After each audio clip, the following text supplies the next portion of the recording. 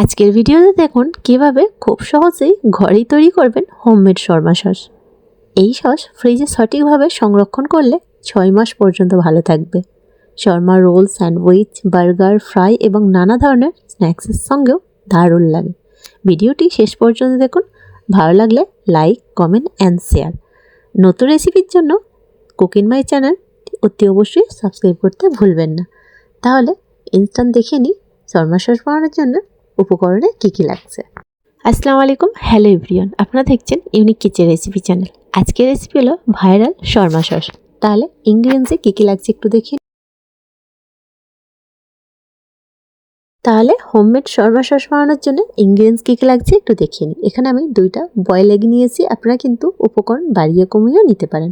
সাথে কিন্তু এই যে সল্ট নিয়েছি, পেপার পাউডার, কিউমিন পাউডার মানে জিরার পাউডার, 3 থেকে 4টা রসুনের কোয়া, আর সাথে কিন্তু 1 চা চামচ মতো সুগার। এরপর যেটা করবেন, একটা মিক্সি জারের মধ্যে সমস্ত উপকরণগুলো অ্যাড করে দেবেন। ফার্স্ট আমি বয়েল এগটা অ্যাড করে দিলাম, আর সাথে কিন্তু রসুনের কোয়া আর সল্ট, সুগার, পেপার পাউডার আর কিউমিন পাউডারটাও অ্যাড করে দেবো।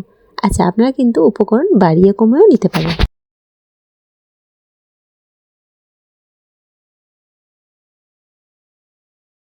হোমমেড শর্মা সস বাজারের থেকেও বেশি টেস্টি। একবার না বানালে একদমই এর টেস্টটা বুঝতে পারবেন না। তাহলে অতি অবশ্যই ট্রাই করতে পারেন, আশা করছি অনেক ভালো লাগবে। আচ্ছা, সমস্ত উপকরণগুলো অ্যাড করার পর এর মধ্যে অ্যাড করতে হবে আরও 3টে উপকরণ। এখানে 1 চা চামচ মতো হোয়াইট ভিনিগার অ্যাড করছি, আর এর সাথে কিন্তু 1 কাপ মতো জাল করানো লিকুইড দুধ।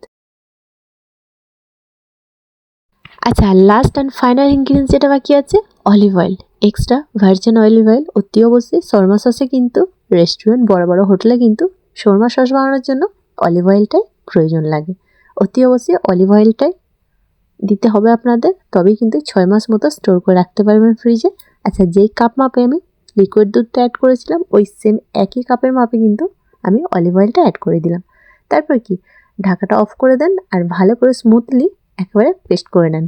দেখে নিশ্চয়ই বুঝতে পারছেন, একদম বাজার এবং হোটেলের মতো কিন্তু শর্মা সস বাড়িতে ইজিলি থাকা কয়েকটা উপকরণ দিয়ে আপনিও কিন্তু বানাতে পারেন। তাহলে প্রত্যেকটা রেসিপির মতো এই রেসিপিটা অনেকটা আপনাদের কাছে মন জয় করেছে। মন জয় করলে লাইক, কমেন্ট অ্যান্ড শেয়ার।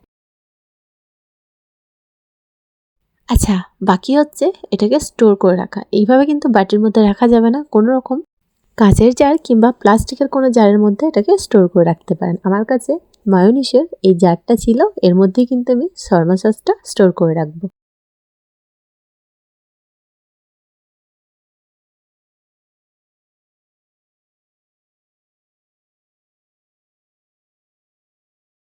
ফ্রিজে ওভারনাইট রাখার পর আপনাদেরকে একটু দেখিয়ে দিই কতটা না সেট হয়ে গেছে। দেখে নিশ্চয়ই বুঝতে পারছেন, ডিপেটা কিন্তু আমি জাস্ট একটু ঘোরালাম, একেবারে সেট হয়ে আছে।